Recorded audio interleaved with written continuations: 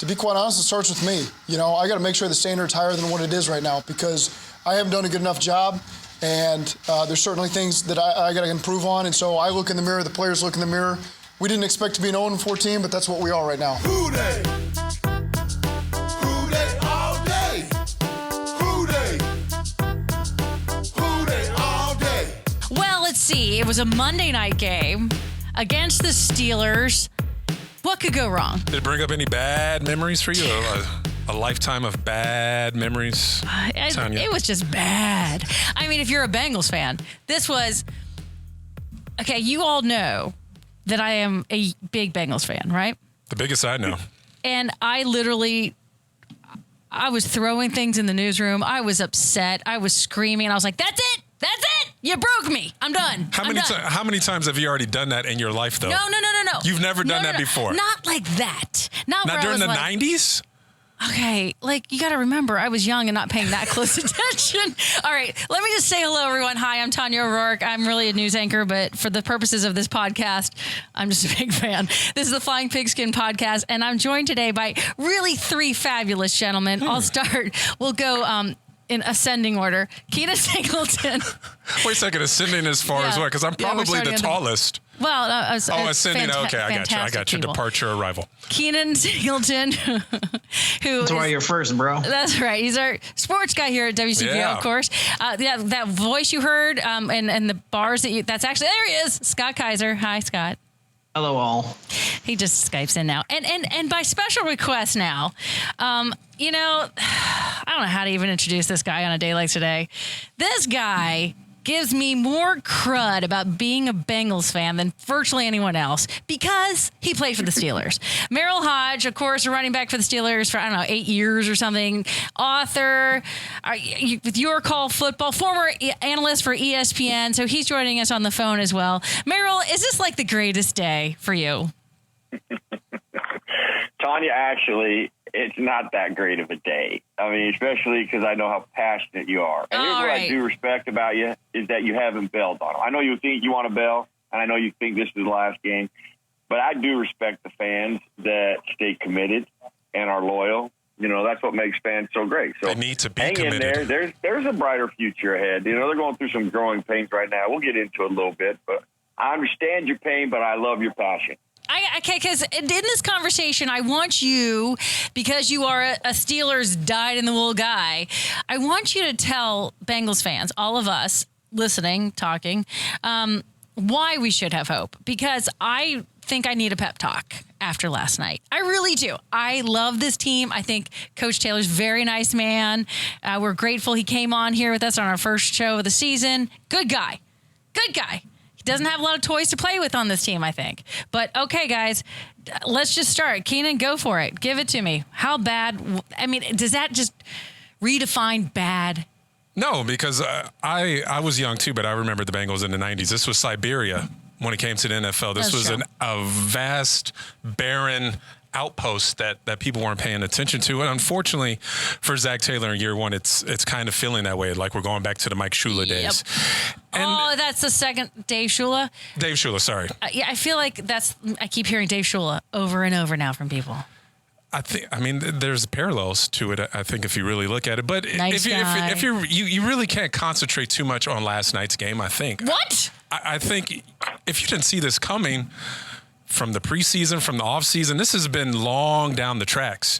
And if you didn't see this coming, then you were just hiding your eyes. You were hiding under the dirt because this is being foreseen. I guess from the draft, from preseason, everything. Merril and I were texting the day before the game, and I was saying, come on, Houday, whatever. And he's like, well, we're not very good either, being the Steelers. And I was like, well, we're not very good either.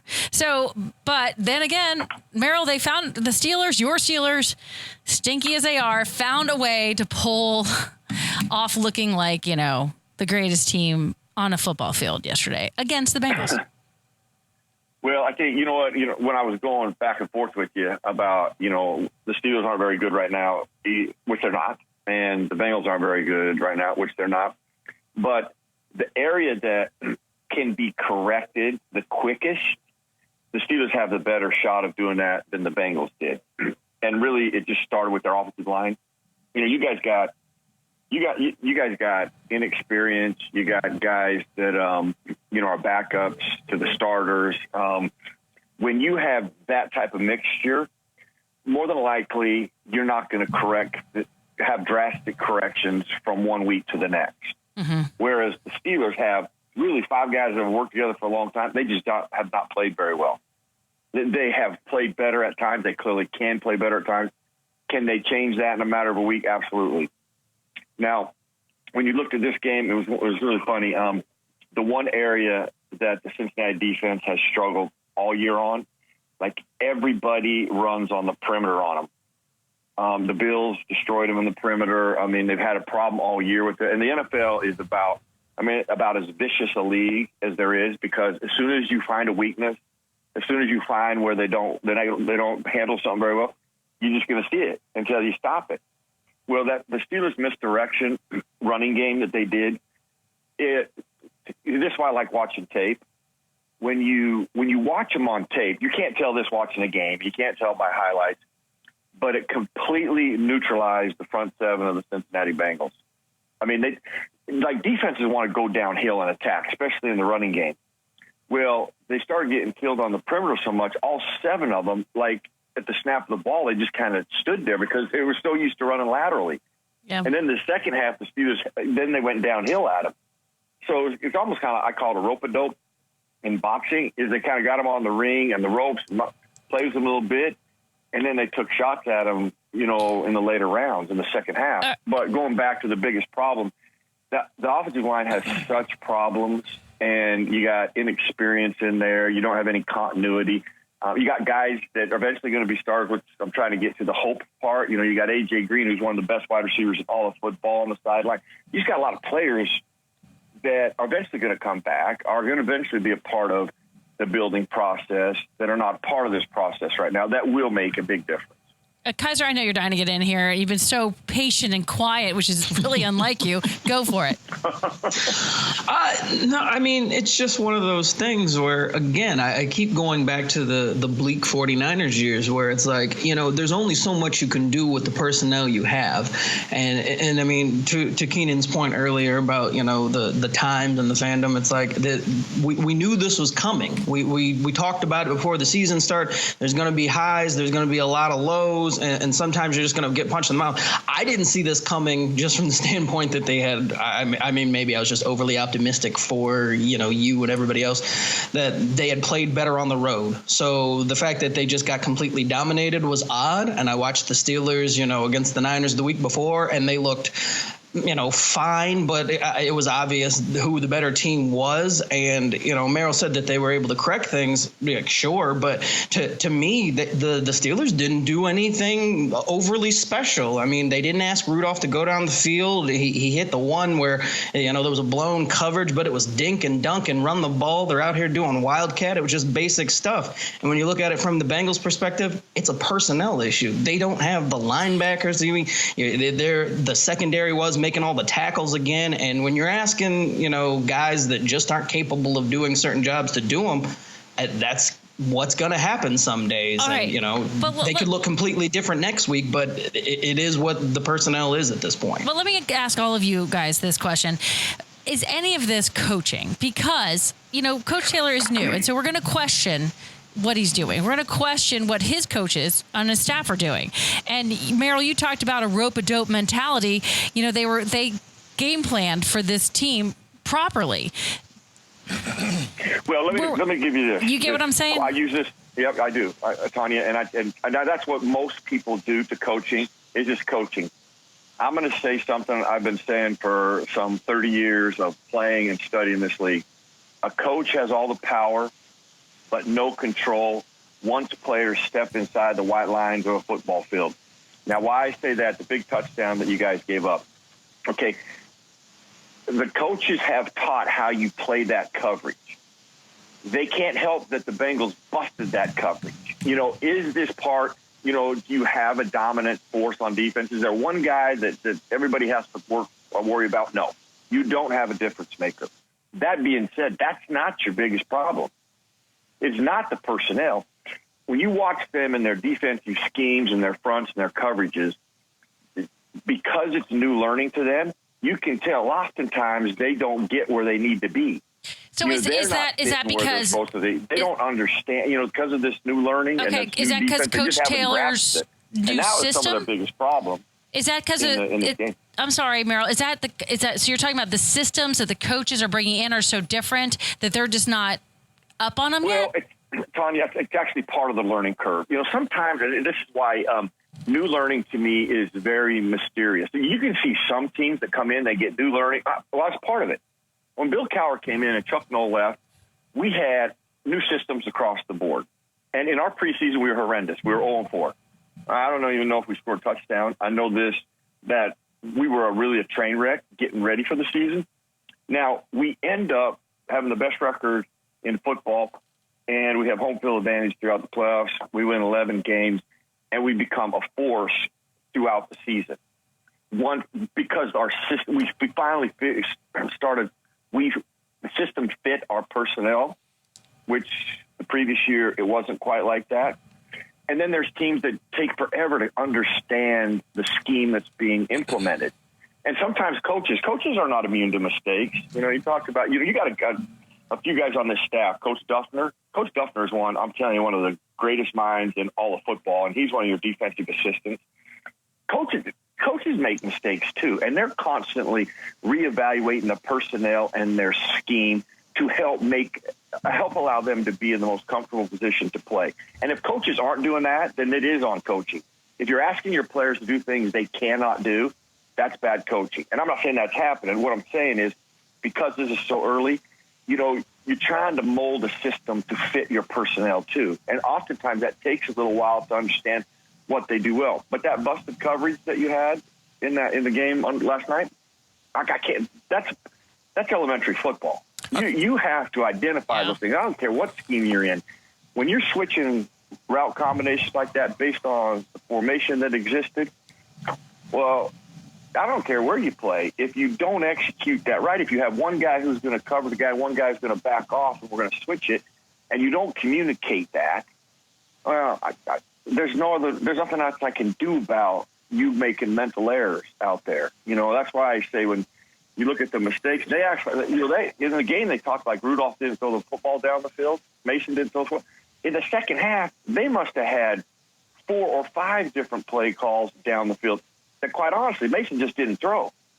They had another busted coverage. They had a guy down the seam on another play where he checked it down. That's what blows my mind when you're listening to the game. And I don't trust TV. I say TV lies, highlights really lie, because I'm listening to them talk. The San Francisco game, they're like, they eventually got to open this up and throw it down the field. The very first play of the game, they threw the ball down the field as far as design. Mason just checked it down. So, to say that he just checked it down, that's where Mason ended up throwing it. In the second half, I bet you half of their play calls were design shots.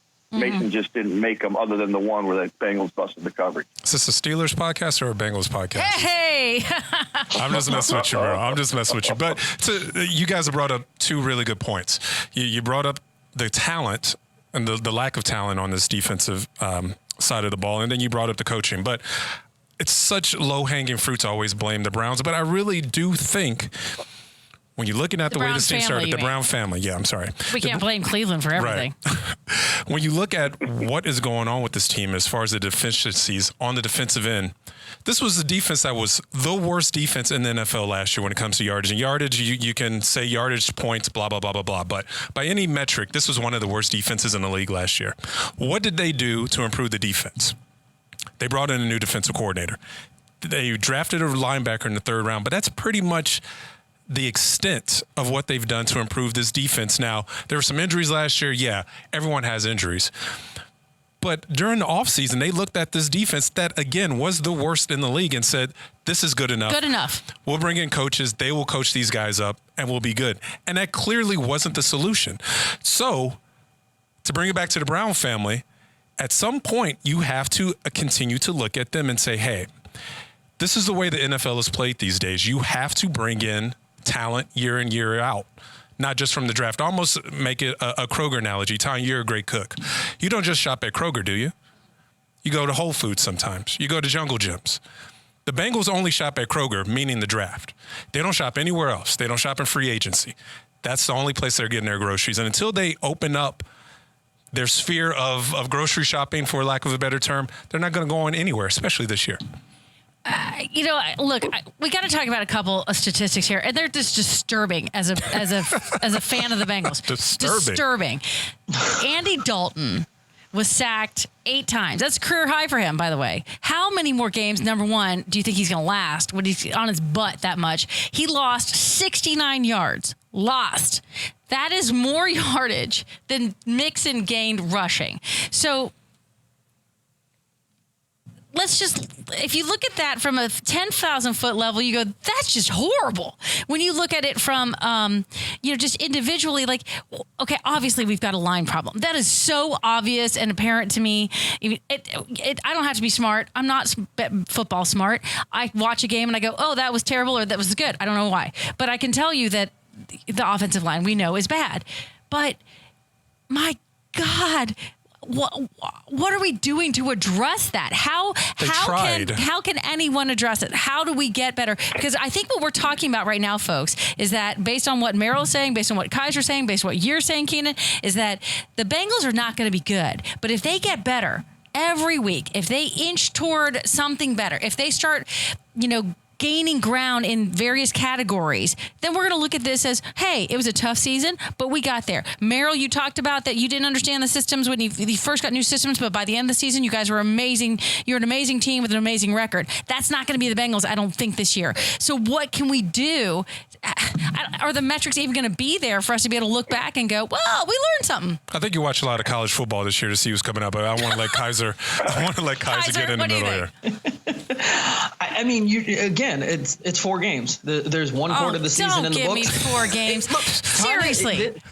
It's 4 games. It's a small sample size. When you're installing a new coaching staff and new schemes and all this, and you don't invest in the players, this is what you're going to go through. And they got to get guys in there that fit the scheme better and play better. I mean, you're asking what can they do to address the offensive line? Well, not have Jonah Williams get injured, unfortunately. I mean, they tried to address the offensive line. It didn't work out because he's hurt. There is only so much you can do in one off season.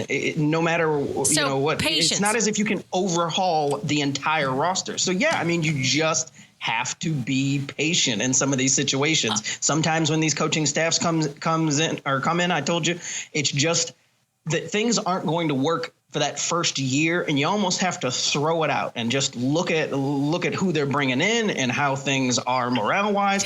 And Tanya's not buying it, Kaiser. She's not buying it here. It's not that I don't buy it; I just don't like it. So, Merril, the fan base is burned. It's been forever. But again, I go back to and I said it while it was going on. This city didn't appreciate whatsoever the fact that they made the playoffs all those years because, well, then it became not good enough. But you know what? It is not a given, unless you're the Patriots, to roll into the playoffs every year and advance and do all that fun stuff that every fan base wants to do. And so, you have to enjoy the good moments when they're there. Because these bad moments are always going to be right around the corner. All right. So then, Merril, talk to me about being a player. 0-4. I'm not sure that you ever experienced that in your career, but how do you keep these players up?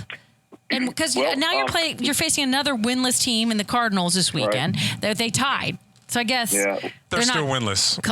They're still winless, right? But this I'm about to say is going to make everybody happy, and we're going to spin this towards a positive Cincinnati Bengal. All right, I'm waiting. Podcast. I believe it was 1989. We got beat at home opening day by Cleveland, 51-0. Okay. Now, anybody can have a bad day, and we chalk it up to a bad day. As depressing as it was, as humiliating as it was, bad day, it happened.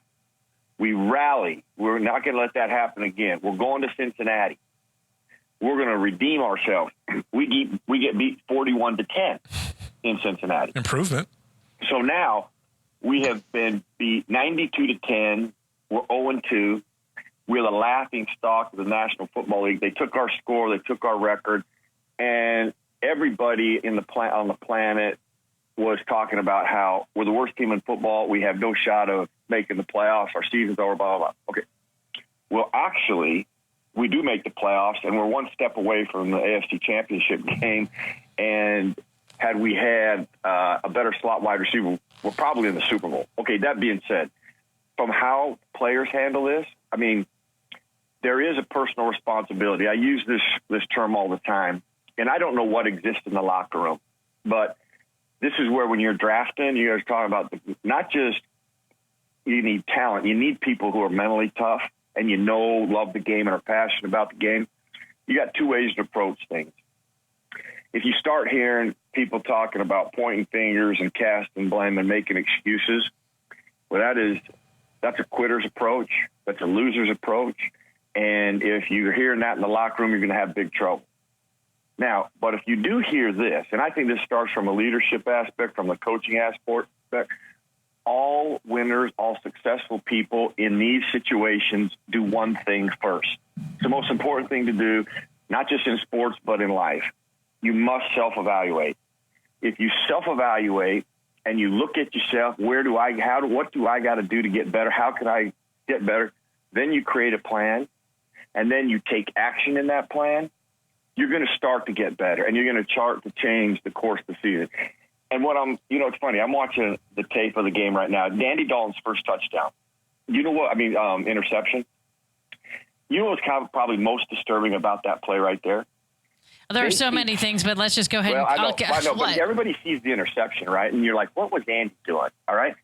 Okay. The first thing that's disturbing is you watch, they kept 7 guys in to protect. And the Steelers only rushed 4. Jeez. The numbers themselves just dictate. Blocking. I mean, a majority of them, like they're out of position, their heads over their toes, they're leaning forward, they're getting beat, they're standing around. I mean, there's so many things that can be fixed. There is what I'm getting at. But so forget scheme, and so that's. But is that coaching or is that personnel? You got to go into those things, and you got to get the players back into starting right there. If we start there, we get better there, then we're going to be more successful. But if we don't ever get better here, we got no shot of getting better in the future. So unfortunately, it's a grind, and nobody wants to do it.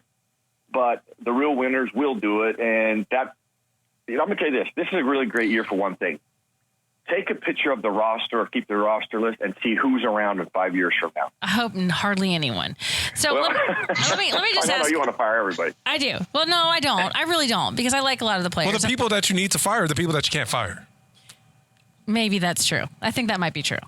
Merril, before we let you go from this podcast, give me where you project the Bengals are and why the next time we see the Steelers. So here at home in Cincinnati, was it late December usually? Yeah, what is it in December? They play the Steelers. It's the last week of the season, isn't it? Yeah, it's usually the last game because I think it's going to mean